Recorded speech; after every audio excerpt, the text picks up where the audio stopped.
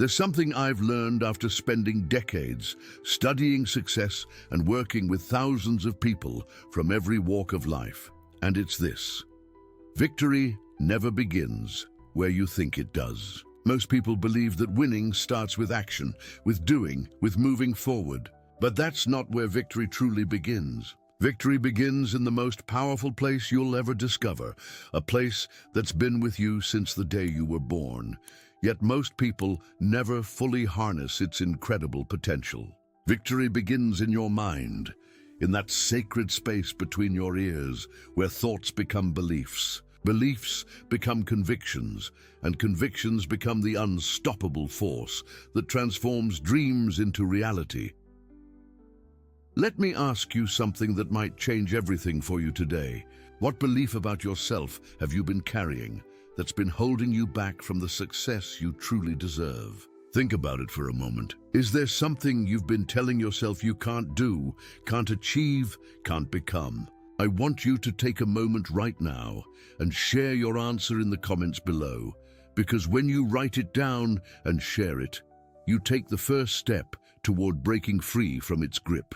And while you're there, if this message is resonating with you, hit that subscribe button and give this video a like, because I have so much more to share with you about unlocking the incredible power that already lives within your mind.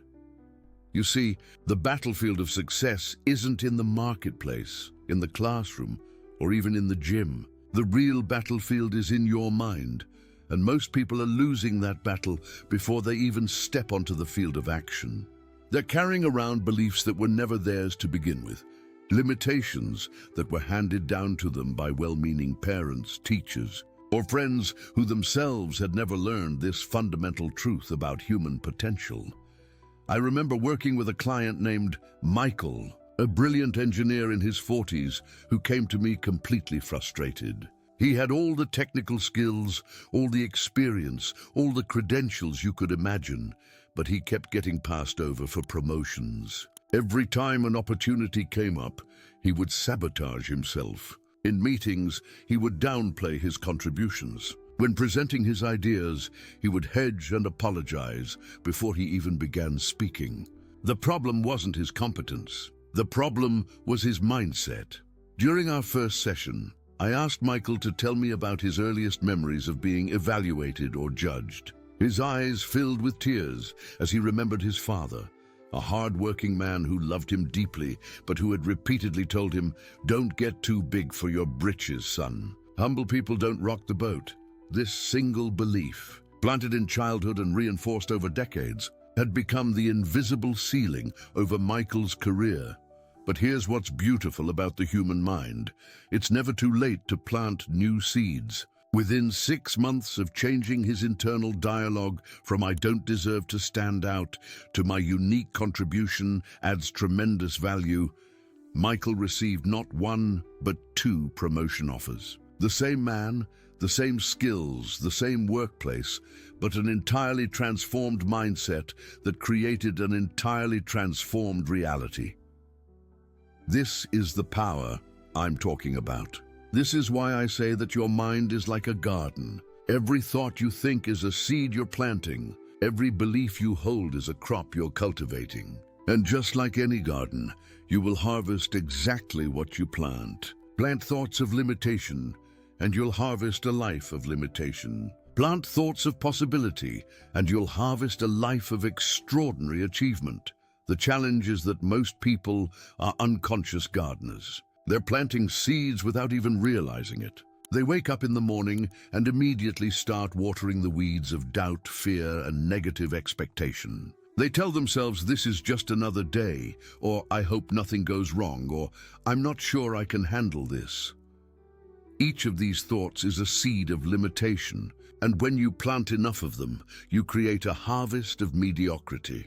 But what if I told you that you could become a conscious gardener? What if I told you that you could choose, moment by moment, exactly what kind of thoughts and beliefs you want to cultivate in the fertile soil of your mind? What if I told you that this choice, this decision to become intentional about your internal world could be the turning point that changes everything? I learned this lesson myself the hard way.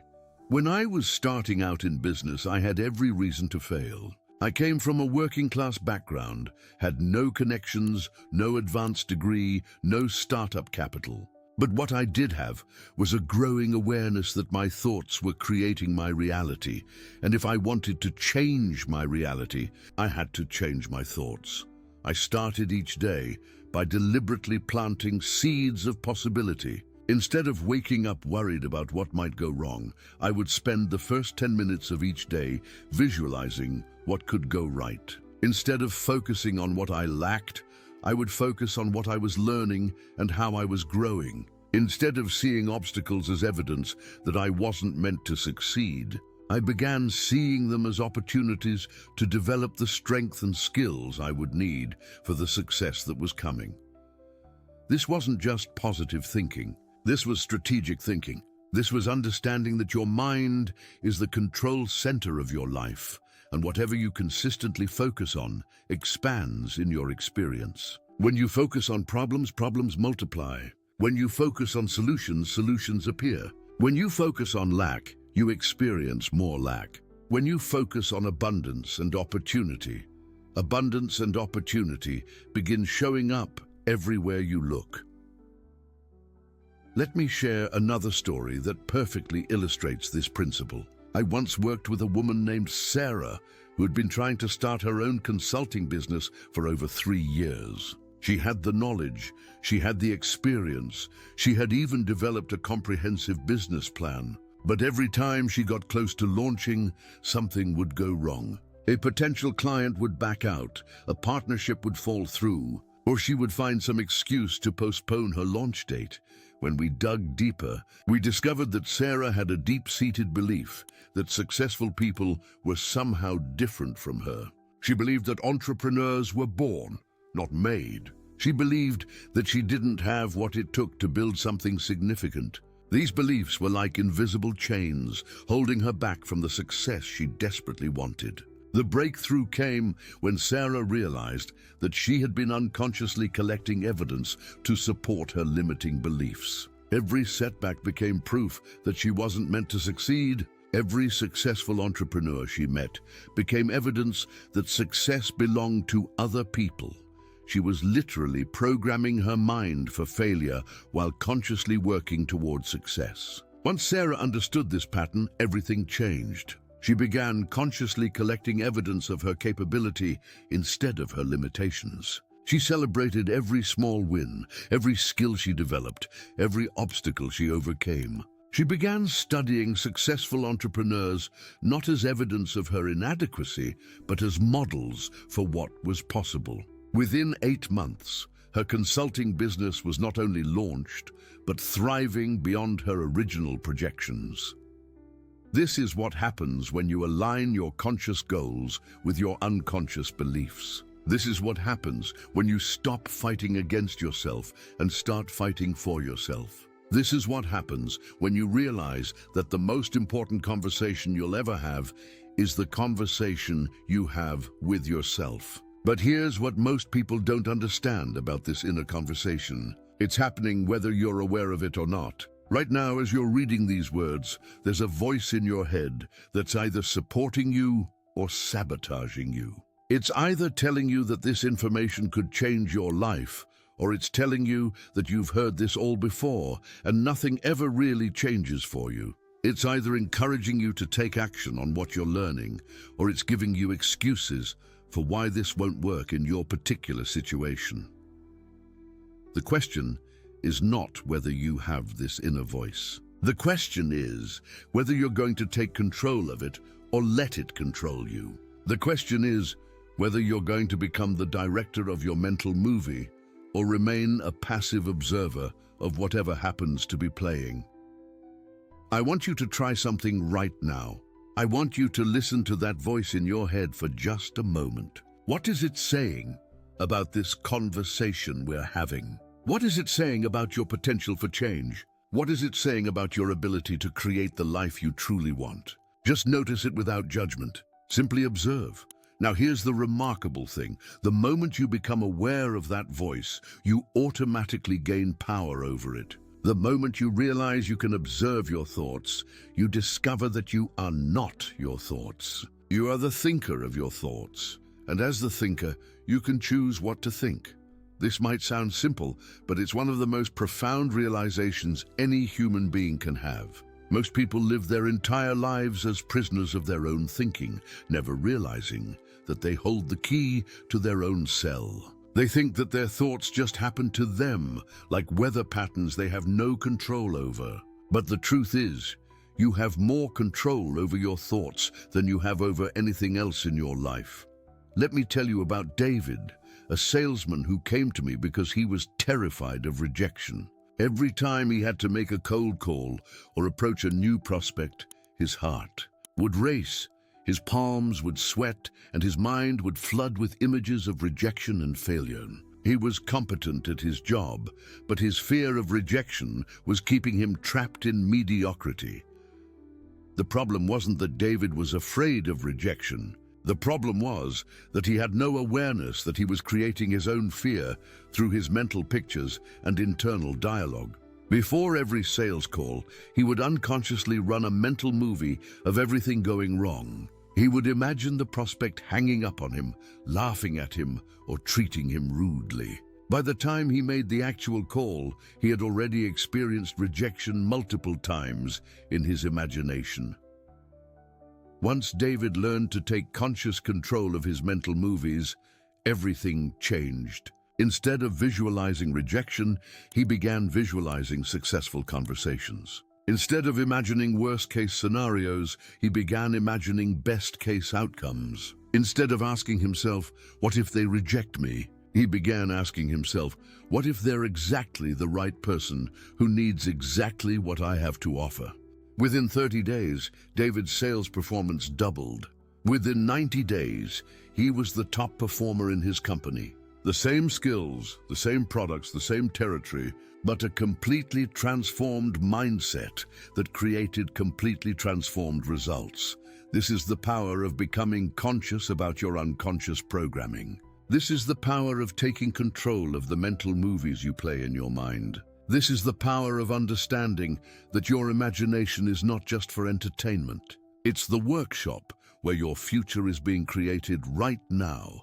Every single day, you're using your imagination to create your experience of reality. The question is whether you're using it intentionally or unintentionally. Most people use their imagination against themselves. They imagine everything that could go wrong, everything they might lose, every way they might fail or be disappointed. Then they wonder why their lives feel so fearful and limited.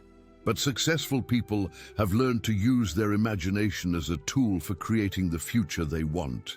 They spend time each day visualizing their goals as already achieved. They imagine themselves living the life they want to live, being the person they want to become, having the relationships they want to have, making the contribution they want to make. This isn't wishful thinking. This is mental rehearsal. This is programming your unconscious mind for success. When you consistently visualize yourself succeeding, your unconscious mind begins to accept that image as reality and starts working to make it happen. Your perception changes, your confidence increases, your actions align with your vision, and opportunities that were always there become visible to you for the first time. I remember learning this lesson from my mentor many years ago. He told me something that changed my entire approach to goal achievement. He said, "Brian, successful people live in their goals, and unsuccessful people live in their circumstances." At first, I didn't understand what he meant, but over time, I realized he was talking about the difference between living in your current reality and living in your intended reality. Most people live in their circumstances. They wake up each morning and immediately start thinking about their problems, their limitations, their current situation. They spend their mental energy focused on what is, rather than what could be. They let their current circumstances define their expectations for the future. But successful people live in their goals. They wake up each morning and immediately connect with their vision of the future. They spend their mental energy focused on what they're creating, what they're building, where they're going. They let their intended future define their actions in the present. This shift in focus creates a completely different experience of life. When you live in your goals, challenges become stepping stones rather than roadblocks. When you live in your goals, setbacks become temporary detours rather than permanent destinations. When you live in your goals, you operate from possibility rather than limitation. Let me share a story that perfectly illustrates this principle. I once worked with a couple named Tom and Lisa who were struggling financially. They had accumulated significant debt. Tom had lost his job, and Lisa was working 2 part-time positions just to keep them afloat. Every conversation they had was about money they didn't have, bills they couldn't pay, and fears about their future. When I first met them, they were living completely in their circumstances. Every thought, every conversation, every decision was filtered through their current financial situation. They were so focused on what they lacked that they couldn't see any opportunities for change. The first thing I had them do was stop talking about their problems and start talking about their goals. Instead of discussing what they couldn't afford, I had them describe the financial future they wanted to create. Instead of focusing on their debt, I had them focus on their plan for becoming debt-free. Instead of dwelling on Tom's job loss, I had them envision the ideal career opportunity he was going to create or find. This wasn't denial of their situation. This was a strategic shift in focus from problem-oriented thinking to solution-oriented thinking. When you focus on problems, you tend to create more problems. When you focus on solutions, you tend to discover solutions you never saw before within 6 months. Tom had not only found a new job, but had received 2 offers and was able to negotiate a higher salary than he had ever earned before. Lisa discovered that one of her part-time employers wanted to offer her a full-time management position. They developed a debt elimination plan and began making progress faster than they had thought possible. The same people, the same skills, the same marketplace, but a completely different focus that created completely different results. This is what happens when you learn to live in your goals rather than your circumstances. But here's what I want you to understand. This isn't just about positive thinking or wishful optimism. This is about understanding how your mind actually works and learning to work with it rather than against it. Your unconscious mind is always working to move you toward whatever you're consistently focused on. If you're consistently focused on problems, your unconscious mind will help you find more problems. If you're consistently focused on solutions, your unconscious mind will help you find solutions. This is why successful people seem to have all the luck. It's not that the universe is somehow favoring them. It's that their mindset is oriented toward opportunity rather than obstacle, toward possibility rather than limitation. They've trained their mental awareness to notice what supports their goals rather than what threatens them. I want you to try an experiment for the next 7 days. I want you to become conscious of where you place your mental focus throughout the day. Notice when you're thinking about problems versus solutions. Notice when you're focused on what you lack versus what you're creating. Notice when you're dwelling on past failures versus future possibilities. Don't try to change anything at first. Just notice. Just become aware of your current mental patterns, because awareness is always the first step toward transformation. You cannot change what you're not aware of, but once you become aware, change becomes possible. After 7 days of simply observing your mental patterns, I want you to begin making conscious choices about where you direct your attention. When you catch yourself focused on a problem, ask yourself, what's the solution I want to create here? When you catch yourself dwelling on what you lack, ask yourself, what am I working toward that will fulfill this need? When you catch yourself reliving past failures, ask yourself, what have I learned that will help me succeed in the future? This is mental discipline.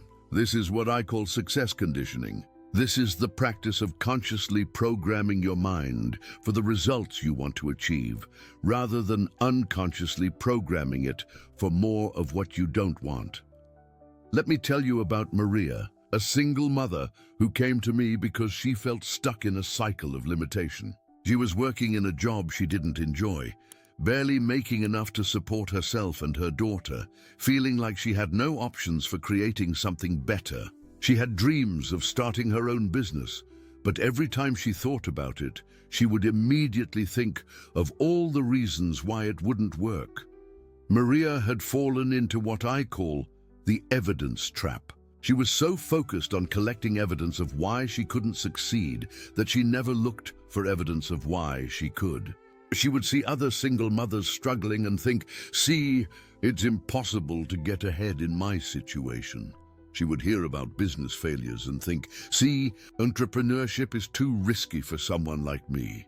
She was unconsciously programming herself for limitation by constantly focusing on examples of limitation. The breakthrough came when I challenged Maria to spend 30 days collecting evidence of possibility instead of evidence of limitation. I asked her to look for examples of single mothers who had built successful businesses. I asked her to study stories of people who had started with less than she had and created more than she was currently imagining. I asked her to focus on her own successes, no matter how small, rather than her failures and setbacks. This simple shift in focus began to change everything for Maria. As she started collecting evidence of possibility, her entire worldview began to expand. She realized that her situation wasn't a permanent limitation, but a temporary starting point. She began to see opportunities that had been invisible to her before. She started taking small actions toward her business idea that she had been avoiding for years. Today, Maria owns a successful online business that not only supports her and her daughter, but has allowed her to help other single mothers develop their own entrepreneurial skills. The same person, the same circumstances to start with, but a completely different focus that created a completely different life. This is what I mean when I say that victory begins in the mind. Maria's external victory, her successful business, her financial freedom, her sense of purpose and fulfillment, all began with an internal victory over the limiting beliefs that had been holding her back. But here's what's crucial to understand. This internal victory isn't a one-time event. It's an ongoing practice. Every single day, you have the opportunity to choose victory or defeat in your mind before you ever step into the outside world. Every morning, you can choose to focus on possibility or limitation, on solutions or problems, on what you're creating or what you're afraid of losing. Most people leave this choice to chance. They wake up and let their mood, their circumstances, or their external environment determine their mental state for the day. If they slept well, they feel optimistic. If they slept poorly, they feel pessimistic. If the news is good, they have hope. If the news is bad, they feel discouraged. But successful people understand that their mental state is too important to be left to chance. They have learned to take conscious control of their inner world, regardless of what's happening in their outer world. They have developed what I call mental fitness, the ability to maintain a success-oriented mindset even when external circumstances are challenging. Let me share with you a practice that has been transformational for thousands of my clients over the years. It's something I call the victory visualization. Every morning before you check your phone, before you read the news, before you start thinking about your problems or your to-do list, spend just 5 minutes visualizing yourself already living the life you want to create. Don't just think about your goals intellectually. See yourself achieving them. Feel the emotions you would feel when you accomplish what matters most to you. Hear the conversations you would have. See the places you would go. Experience the sense of fulfillment and contribution you would feel. Make it as real and vivid as possible in your imagination. This isn't daydreaming. This is mental programming. You're literally rewiring your brain for success. You're creating neural pathways that support your goals rather than your fears. You're programming your unconscious mind to move you toward what you want rather than away from what you don't want. I learned this technique from studying the most successful athletes in the world. They don't just practice their physical skills, they practice their mental game. They visualize successful performance over and over until it becomes automatic. They program their mind for success before they ever step onto the field of competition. You can do the same thing with your life goals. You can mentally rehearse success until success becomes your automatic expectation, rather than something you hope might happen someday. You can program your unconscious mind to look for opportunities, to attract the right people, to make the right decisions, to take the right actions that will move you toward your goals. But visualization is just the beginning. The next step is what I call belief conditioning. Most people try to change their actions without changing their beliefs, and that's why most people fail to create lasting change. Your actions will always be consistent with your beliefs, not with your goals. If you don't believe you deserve success, you'll sabotage yourself just as you're about to achieve it. If you don't believe you have what it takes, you won't take the actions that require what it takes. This is why so many people struggle with goal achievement. They set goals that their beliefs don't support, then wonder why they can't seem to follow through. They want to earn more money, but deep down they believe that money is evil or that they don't deserve abundance. They want to build a successful business, but deep down they believe that success requires sacrificing their values or their relationships. They want to lose weight and get healthy, but deep down they believe that they lack the willpower or discipline to maintain healthy habits. Your beliefs are like the operating system of your mind. They determine what you think is possible, what you think you deserve, what you think you're capable of achieving. And just like a computer's operating system, if your beliefs are outdated or corrupted, everything else will malfunction, no matter how good your intentions might be.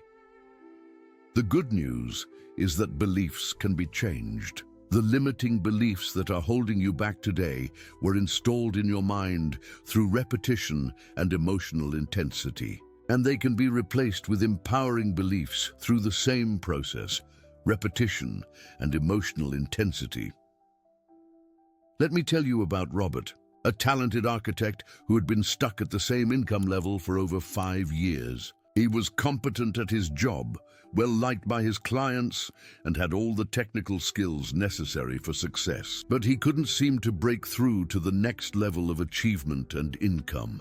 When we examined his belief system, we discovered that Robert had a deep-seated belief that creative people weren't supposed to be focused on money. He believed that caring about financial success somehow compromised his artistic integrity. This belief was keeping him trapped in a pattern of undercharging for his services and avoiding the business development, activities that would take his practice to the next level. Robert's belief made perfect sense. Given his background, he had grown up in a family where money was scarce, and his parents had taught him that rich people were selfish and that true fulfillment came from artistic expression, not material success. These beliefs had been reinforced by his experience in art school, where commercial success was often viewed with suspicion. But as Robert and I worked together, he began to realize that his limiting beliefs about money were actually preventing him from making the artistic contribution he truly wanted to make. Because he was undercharging and struggling financially, he was spending more time worrying about money than creating. Because he was avoiding business development, he was working with smaller clients who couldn't afford his most innovative ideas.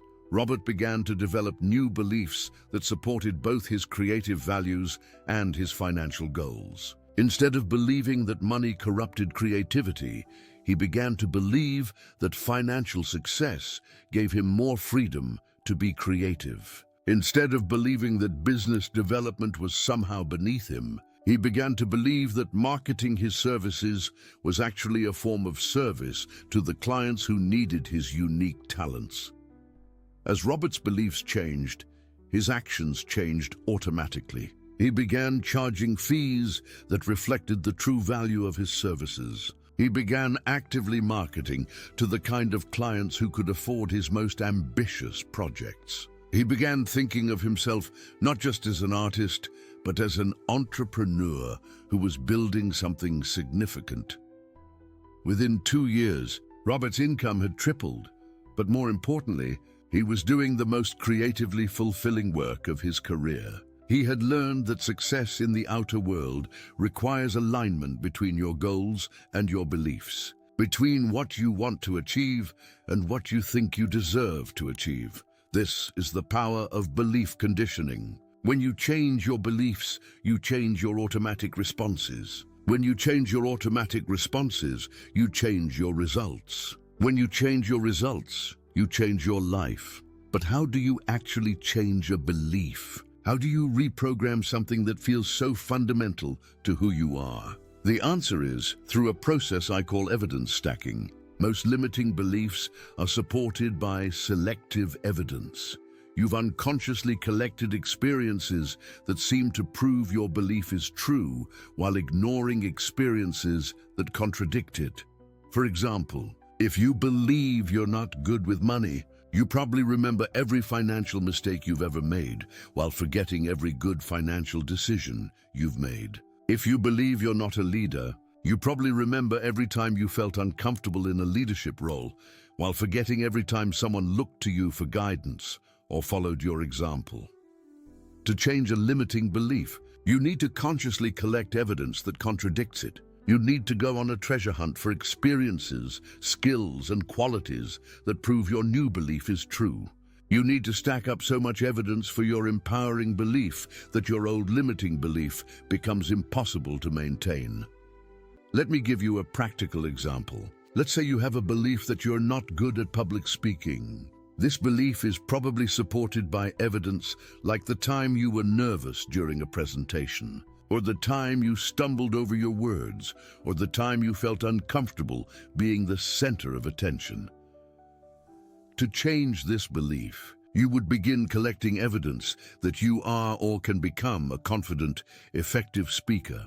This evidence might include times when you explained something clearly to a friend, times when you told a story that made people laugh, times when you asked a question in a meeting, times when you gave directions to someone who was lost. Every piece of evidence, no matter how small, begins to build the foundation for your new belief.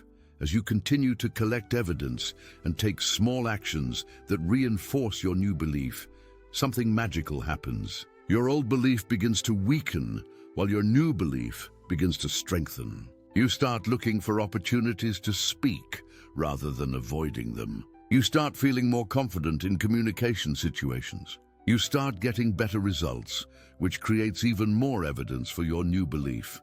This is how every successful person has transformed their life. They didn't wait to feel confident before they started acting confident. They started collecting evidence of confidence while they were still afraid. They didn't wait to feel successful before they started thinking like a successful person. They started thinking like a successful person while they were still struggling. I want you to choose one limiting belief that you know is holding you back from the success you want to achieve. Write it down. Now write down the opposite, the empowering belief that would serve you. Now make a commitment to spend the next 30 days collecting evidence that supports your new, empowering belief. Look for every example, no matter how small, that proves you have the potential to embody this new belief. Write these examples down, celebrate them, share them with people who support your growth. Let this evidence begin to reshape your identity from the inside out. But belief conditioning is only part of the equation. The final piece is what I call action alignment. Most people take action from their current level of thinking, and that's why they keep getting the same results they've always gotten. If you want to create different results, you need to take action from your future level of thinking. You need to act as if you already are the person you're working to become. This is one of the most powerful principles I've ever discovered, and it's the secret behind every major breakthrough I've ever experienced in my own life. When I was first starting my speaking career, I was unknown, inexperienced, and terrified of being on stage. But I had a vision of becoming a professional speaker who could make a difference in people's lives. Instead of waiting until I felt qualified, I began acting as if I already was the speaker I wanted to become. I invested in professional development as if my speaking career was already successful. I practiced my skills as if I was already a professional. I treated every speaking opportunity, no matter how small, as if it was a step toward my larger vision. This principle of action alignment is based on a fundamental truth about human psychology. You become what you consistently practice being.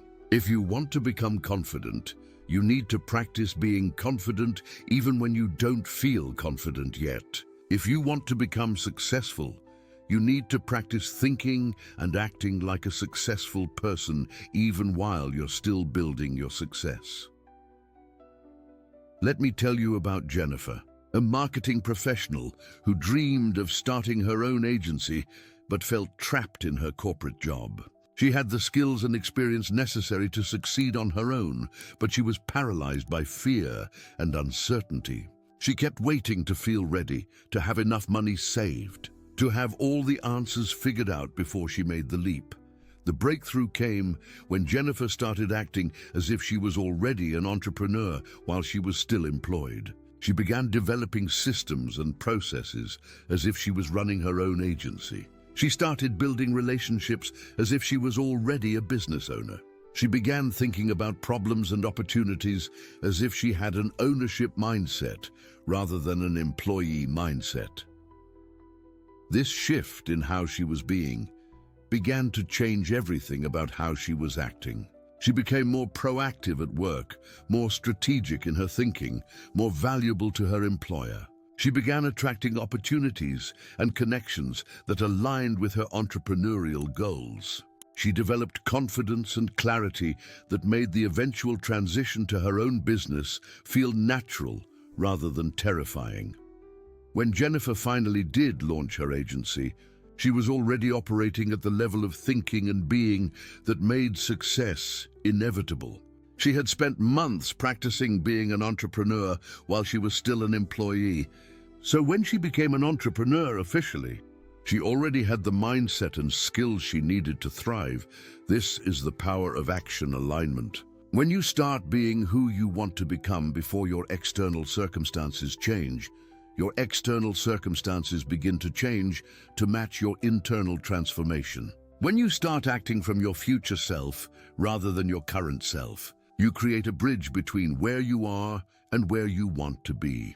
But here's what's crucial to understand. This process requires faith. It requires the willingness to act on your vision, even when you don't have evidence yet that your vision is possible. It requires the courage to be different from who you've been, even when other people don't understand or support your transformation. Most people wait for external evidence before they're willing to change their internal state. They want to see the money before they'll think abundantly. They want to see the success before they'll act confidently. They want to see the results before they'll believe in their potential. But successful people understand that it works the other way around. They know that external results are always a reflection of internal states. They know that you have to become it on the inside before you can have it on the outside. They know that faith is not believing despite the evidence, but being willing to create evidence through belief. This is what I mean when I say that victory begins in the mind. Every external victory you'll ever achieve will first be won in the private arena of your thoughts, beliefs, and mental pictures. Every goal you'll ever reach will first be reached in your imagination. Every person you'll ever become will first be practiced in your mind. The question is not whether this is true. The question is whether you're willing to use this truth to transform your life. The question is whether you're willing to take responsibility for your inner world so that you can create the outer world you truly want. I want to leave you with a challenge that could change everything for you. For the next 90 days, I want you to commit to winning the battle in your mind every single day before you engage with the outside world. Every morning, spend at least 10 minutes programming your mind for success through visualization, affirmation, and mental rehearsal. Every evening, spend at least 5 minutes reviewing your day and reinforcing the beliefs and mental patterns that will serve your goals. This isn't just about feeling better, although you will feel better. This isn't just about being more positive, although you will be more positive. This is about recognizing that your mind is the most powerful tool you'll ever possess for creating the life you want, and learning to use that tool with intention and skill. Victory begins in the mind of the person who believes not just that success is possible, but that success is inevitable for someone who is willing to do the inner work that makes outer success automatic. Victory begins with the decision to take control of your thoughts, your beliefs, your mental pictures, and your internal dialogue. Do not finish reading this without making a commitment to begin this inner work today. Do not let another day go by without taking conscious control of the most important conversation you'll ever have, the conversation you have with yourself. Remember, every small step counts, even when everything seems difficult. The victory you want is waiting for you, but it begins in the only place it can begin, in your mind. But there's something else I need to share with you. Something that goes deeper than visualization and belief conditioning. Something that separates those who achieve lasting success from those who experience temporary wins, only to fall back into old patterns. It's what I call the success identity shift, and it's the difference between trying to succeed and actually becoming successful at the core level of who you are. You see, most people approach success like they're putting on a costume.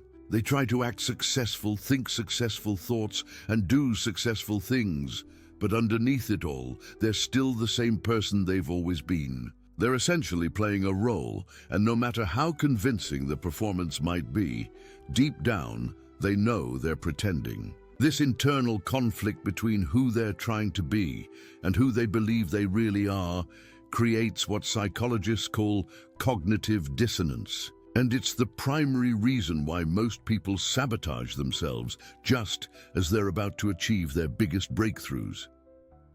I learned this lesson through one of the most painful periods of my life.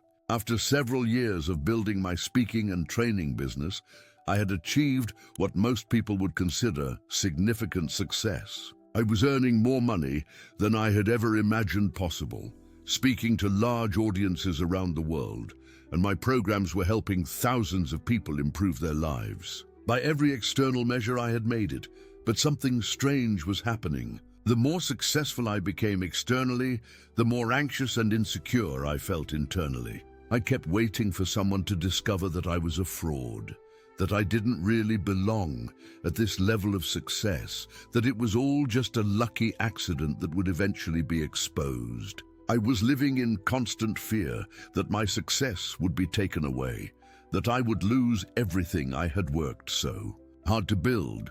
What I didn't realize at the time was that my external success had outpaced my internal identity. I had learned to act successful and think successful thoughts, but deep down, I still saw myself as the struggling young man from a working-class background who had gotten lucky. I had changed my behavior and even my beliefs to some degree, but I hadn't changed my fundamental sense of who I was. This internal conflict was exhausting and unsustainable.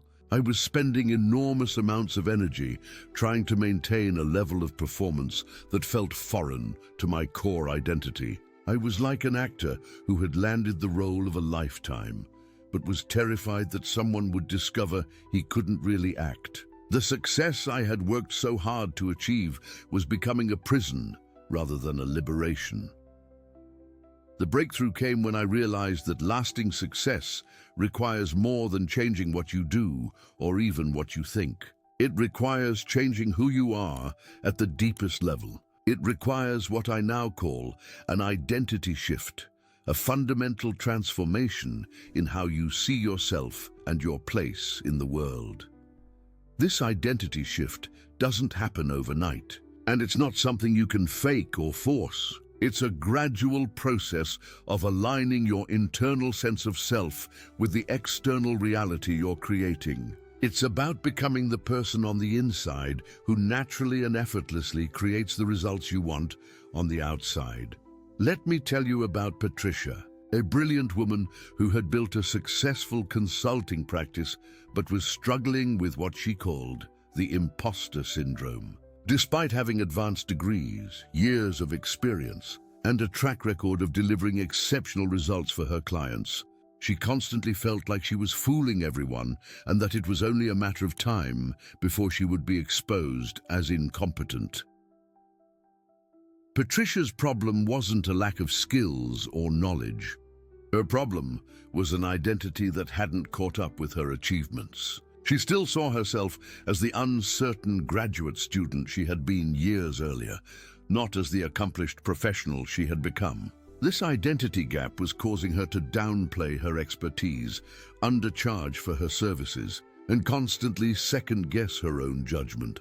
The transformation began when Patricia started working on what I call identity evidence gathering. Instead of just focusing on her future goals or trying to change her beliefs, she began collecting evidence of who she already was. She made a list of every client success story, every problem she had solved, every positive piece of feedback she had received.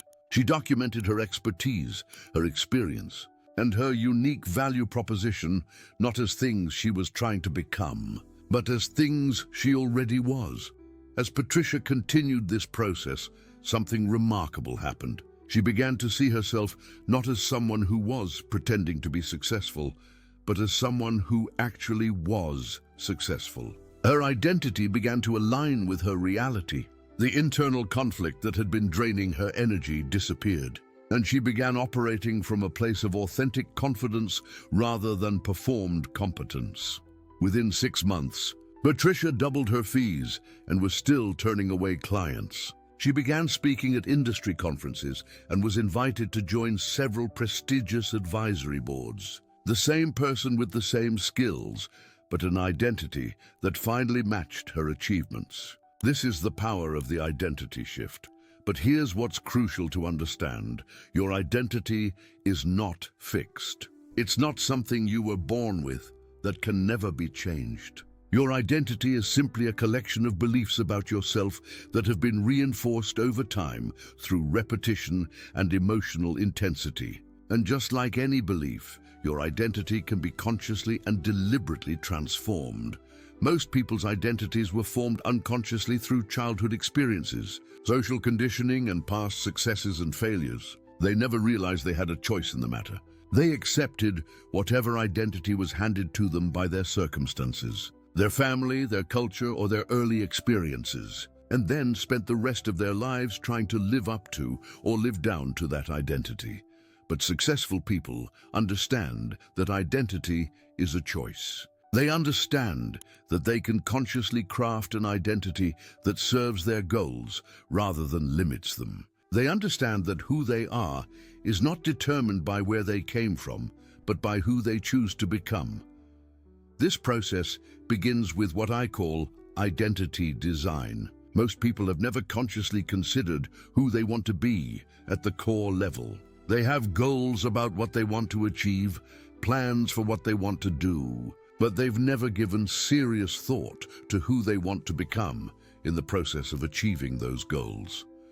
I want you to take a moment right now and ask yourself this question. Who is the person who would naturally and easily create the life I want to live? Don't think about what you would need to do or have.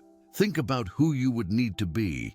What would this person believe about themselves? How would they see their capabilities? What would be their attitude toward challenges and setbacks? How would they interact with other people? What would be their relationship with money, with success, with failure, with growth? This is not about creating a fake persona or pretending to be someone you're not. This is about identifying the highest and best version of yourself, the person you have the potential to become when all your capabilities are fully developed and expressed. Let me share a story about James, a middle manager who had been stuck at the same level for over 8 years. He was competent, hard-working, and well-liked, but he couldn't seem to break through to the executive level. Every time a promotion opportunity arose, he would be passed over for someone else, often someone with less experience or technical expertise. When we examined James's situation, the problem became clear immediately. James saw himself as a good employee, not as a leader. His identity was built around being helpful, following directions, and avoiding mistakes. These qualities had served him well in junior positions, but they were actually limiting him at the management level where leadership, decision-making, and strategic thinking were required. James needed an identity shift from employee to executive, from follower to leader, from someone who executes other people's visions to someone who creates and communicates vision. This transformation didn't require him to become a different person. It required him to become more of who he truly was, at his highest potential. We began by identifying the core qualities of an executive leader: strategic thinking, decisive action, clear communication, inspiring others, taking responsibility for results, and driving innovation. Then James began consciously developing these qualities, not as things he was trying to learn, but as expressions of who he already was becoming. Instead of waiting for permission to think strategically, James began thinking strategically about everything he was involved with. Instead of waiting to be promoted to start leading, he began leading from wherever he was. Instead of waiting for a bigger title to take more responsibility, he began taking responsibility for outcomes beyond his official job description. As James's identity shifted from employee to leader, his behavior changed automatically. He began speaking up in meetings with strategic insights. He began taking initiative on projects that needed leadership.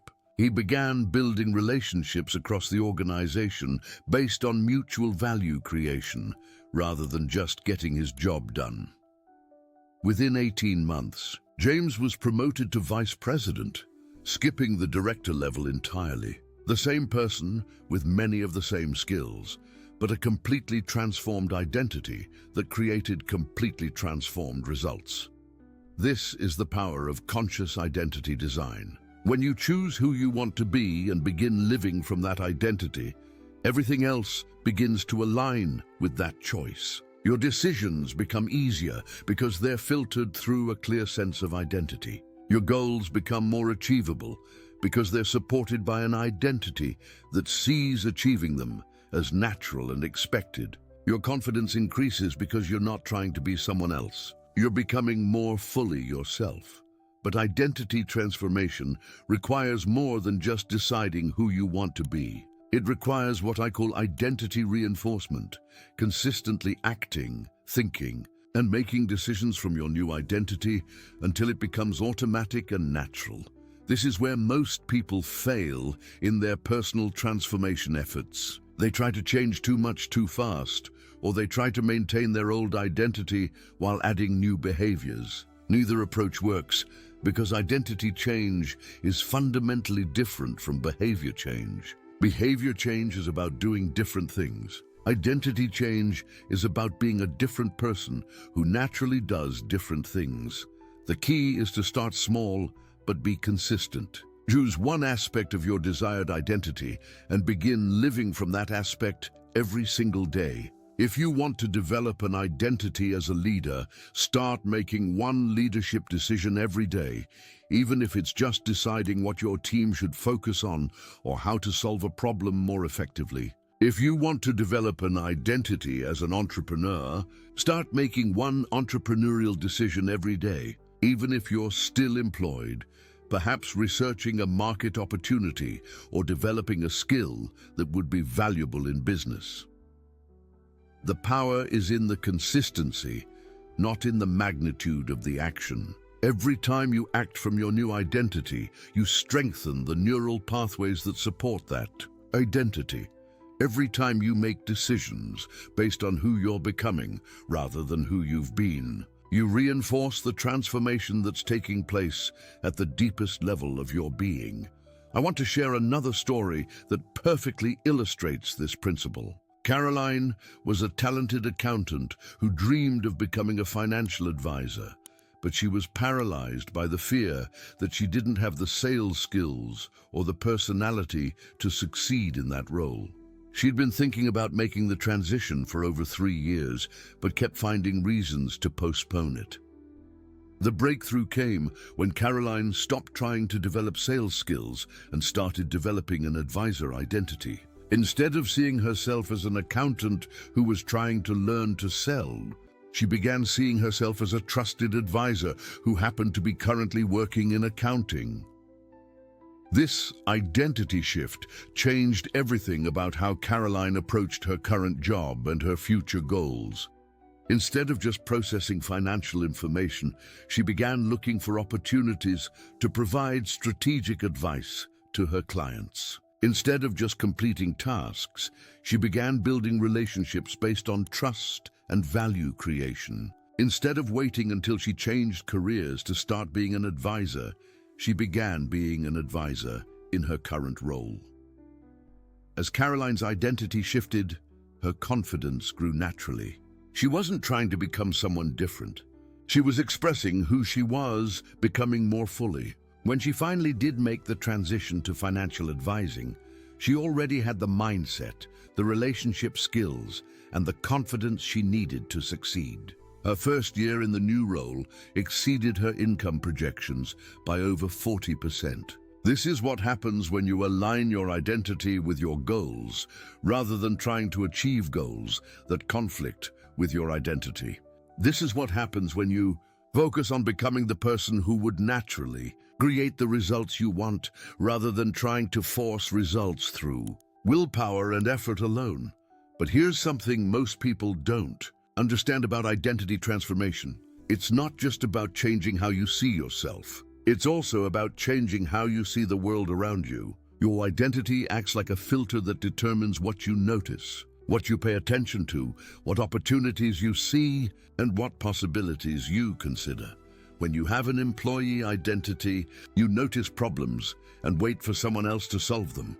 When you have a leader identity, you notice problems and start thinking about solutions. When you have a scarcity identity, you notice what's lacking and focus on protecting what you have. When you have an abundance identity, you notice opportunities and focus on creating value for others.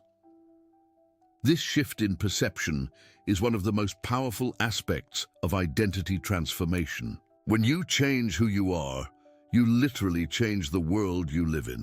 The same circumstances, the same people, the same challenges, but filtered through a different identity that sees different possibilities and responds with different capabilities. Let me tell you about Marcus, a factory worker who had been laid off after 20 years with the same company. At 52 years old, he felt too old to start over and too young to retire. He was bitter about the layoff, worried about his financial future, and convinced that his best years were behind him. Marcus's identity was completely wrapped up in being a loyal, hard-working employee. He had never thought of himself as anything else, and now that identity had been shattered by circumstances beyond his control. He was not just unemployed, he was lost, because his entire sense of self had been tied to a job that no longer existed. The transformation began when Marcus started exploring who he could become, rather than mourning who he had been. Instead of seeing himself as a displaced factory worker, he began seeing himself as an experienced professional with decades of valuable knowledge and skills. Instead of seeing his layoff as the end of his career, he began seeing it as an opportunity to create something new. This identity shift opened up possibilities that had been invisible to Marcus before. He realized that his years of experience in manufacturing gave him insights that could be valuable to smaller companies that couldn't afford high-level consultants. He began to see himself not as someone looking for a job, but as someone who could create his own opportunities. Marcus started a consulting practice focused on helping small manufacturing businesses improve their efficiency and quality control. Within 2 years, He was earning more than he had ever made as an employee, working with clients across multiple states and feeling more fulfilled than he had in decades. The same person with the same background, but an identity transformation that revealed possibilities that had always been there but had been invisible to his old way of seeing himself. This is why identity work is so crucial to lasting success. It's not enough to change your goals or even your beliefs if your fundamental sense of self remains unchanged. Your identity is the foundation upon which everything else is built. And if that foundation doesn't support the life you want to create, everything you build on top of it will eventually crumble. The process of identity transformation is ongoing. It's not something you do once and then forget about. Every day, you have the opportunity to reinforce your chosen identity through your thoughts, your decisions, your actions, and your responses to the challenges and opportunities that arise. This daily practice of identity reinforcement is what I call living from your future self rather than your past self. Most people make decisions based on who they have been, what they have done before, what has worked or not worked in the past. But successful people make decisions based on who they are becoming, what they want to create, what would move them closer to their vision of their highest potential. Every morning when you wake up, you have a choice. You can step into the day as the same person you were yesterday, carrying the same limitations, the same fears, the same patterns of thinking and acting. Or you can step into the day as the person you are becoming, carrying new possibilities, expanded capabilities, and an identity that supports your highest aspirations. This choice might seem small, but it's actually the most important choice you'll ever make, and you get to make it fresh every single day. This is the choice that determines whether you're growing or just existing, whether you're creating or just reacting, whether you're living or just surviving. I want to challenge you to spend the next 30 days consciously practicing identity reinforcement.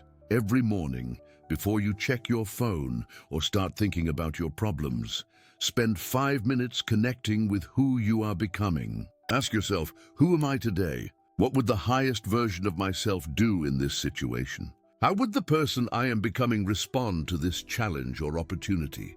Then throughout the day, look for opportunities to act from this identity. Make decisions from your future self rather than your past self. Respond to situations from your potential rather than your history. Take actions that reinforce who you are becoming rather than who you have been. This practice will feel uncomfortable at first because you're literally rewiring your brain and reshaping your sense of self. But discomfort is not danger. Discomfort is growth. Discomfort is the price you pay for transformation, and it's the best investment you'll ever make. Remember, victory doesn't just begin in your mind. Victory begins in your identity, in the deepest part of who you know yourself to be. When you align your identity with your aspirations, when you become on the inside who you want to be on the outside, success stops being something you have to chase and becomes something you naturally express. Do not finish reading this without making a commitment to begin this identity work today. Do not let another day go by without taking conscious control of the most important conversation you'll ever have, the conversation you have with yourself. Remember, every small step counts, even when everything seems difficult. The victory you want is waiting for you, but it begins in the only place it can begin, in your mind.